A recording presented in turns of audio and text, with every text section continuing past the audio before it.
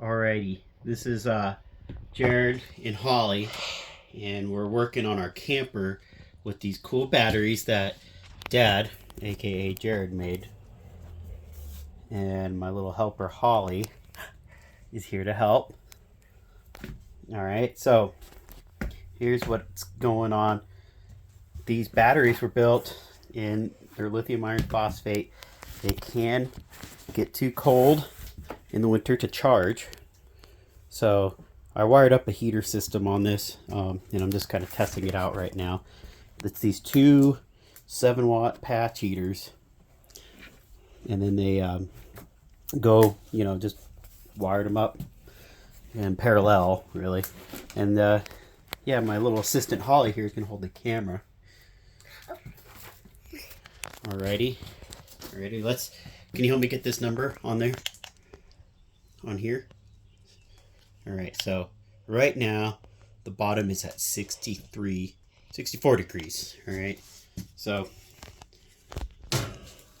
I've got the heater wires connected to the battery, and there's like a whole relay system and fuse box set up. Can you hold this, assistant, please? For the for when they're in operation in the actual camper. So I'm just bench testing this. Alright, so let's see what happens. Alright, that's connected. That's getting a little warmer. Alright, I'm gonna grab this, assistant Holly. Stop calling me that. Oh, so it's getting hot real fast.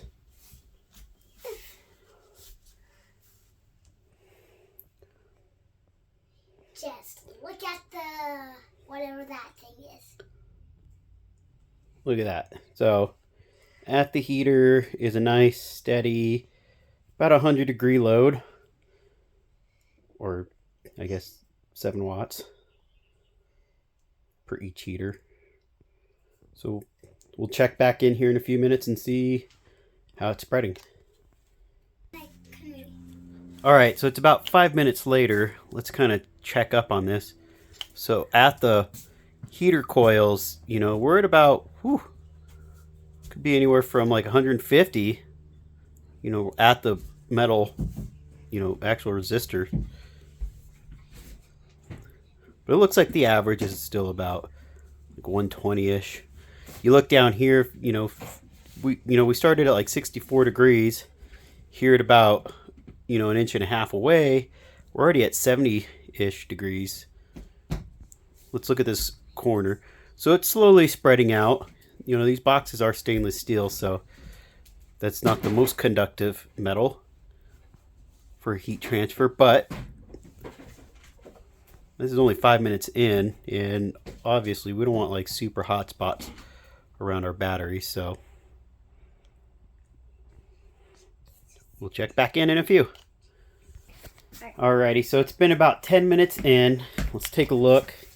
And remember, we started at about 64 degrees on this thing, and right at the coils there, it's still like, it's looking like probably 170s its max temperature, right at the little coils there.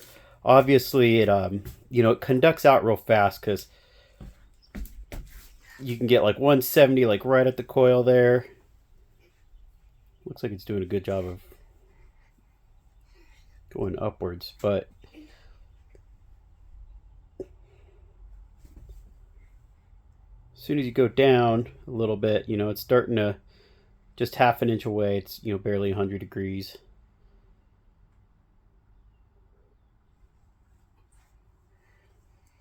Right, so at the bottom here is really inside all of this, all of these battery boxes is